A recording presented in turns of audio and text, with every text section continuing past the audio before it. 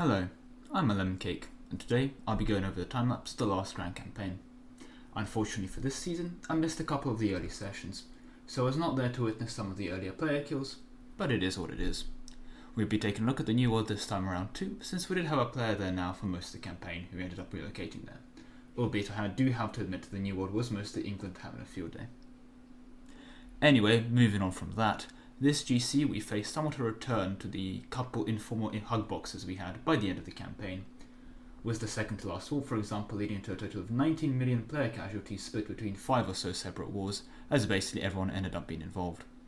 This is impressive by in-game standards, no doubt, but this was actually done in the late 1600s into the early 1700s, so despite making that even more impressive, you have to kind of admit that was a world war over just what should have been a two-player war. Regardless, a key takeaway here is that the alliance rules do need to be tightened up, so that will be a thing. Anyway, this GC certainly saw more player kills than before, and a lot less tags made it into the end. However, even with that, arguably the strongest tag by the mid-game and definitely by the end of it was Great Britain. However, it was never in a position where it was stronger than everyone else combined, as it were, and in fact it did even struggle with quite a few wars in its prime, namely against the Germans combined. Overall, the balance of the game was satisfied, and at most 3 players were all it took to balance out Britain militarily. But enough about the balance of the game, let's talk honourable mentions. These will exclude the top 3, who will get their spot soon. The first of these will go to Siam, led by Upsilon. The country was picked up from its AI roots very late by MP standards, well into the 1500s, and despite these incredibly early setbacks by the end of the campaign, the country was taken to a position where I could say that yes, it was on par with the other top players in regards to income, troop quality and total army strength. Unfortunately, from such a late position, it's very hard to play for the win, but very well done for Upsilon for taking the country ravished by AI incompetence and turning it into a functioning state by the end. The next shout out has to go to the Congo player, who realised when the British arrived that he was not long for this world, and exodused himself to the New World rather successfully to become a sub-Saharan primary cultured fetishist Texas, who, despite basically being left by the British whim, actually by the end turned his country something non-negligible and fielded a reasonable army. He was not on par with the other great powers like Persia or Japan, but he certainly carved himself a spot on the world stage, which as an Exodus country is even harder to do. My final shout out will be going to the Pope.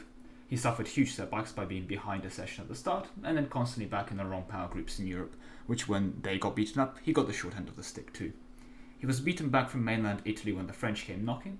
However, he successfully migrated to the Mediterranean islands and carved himself a naval game that way, well into the end of the game. He did not give up playing, and despite what many can see as a hopeless political situation, and as such I must commend him for that at a minimum. Furthermore, he went further and, well, actually remained somewhat relevant by building up his navy to offer something of value to his new allies. But with those commendations out of the way, let's talk winners. In third place we have Andalusia, formed by Morocco. If they were not third on this list, I would have easily made them on the commends list, having played a very good game overall as Morocco, remaining relevant despite a somewhat hard start being, well, Morocco. Morocco, of course, is not a weak country, but with players on tags like France, the Mamluks and Ottomans, and Morocco's third place is still quite impressive. In second place we have Japan. Japan took their time unifying Japan itself, starting as one of the minors. However, this proved to be a very effective strategy, in this campaign at least, as they arrived past the immediate early game, not behind on ideas as many early Japan unifications end up being. Furthermore, they were able to spawn a lot of their cards in what remained of the Ming and the couple player hordes, and they were able to effectively deal with them, so they were able to secure their score nice and early.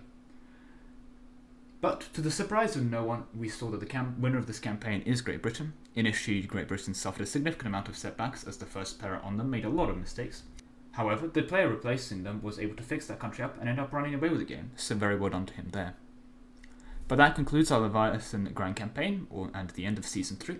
Thank you very much for watching. Sign up will be available soon TM for Season 4, so keep an eye out for those, and if you wish to join yourself, the link can be found in the description below. Thank you for watching.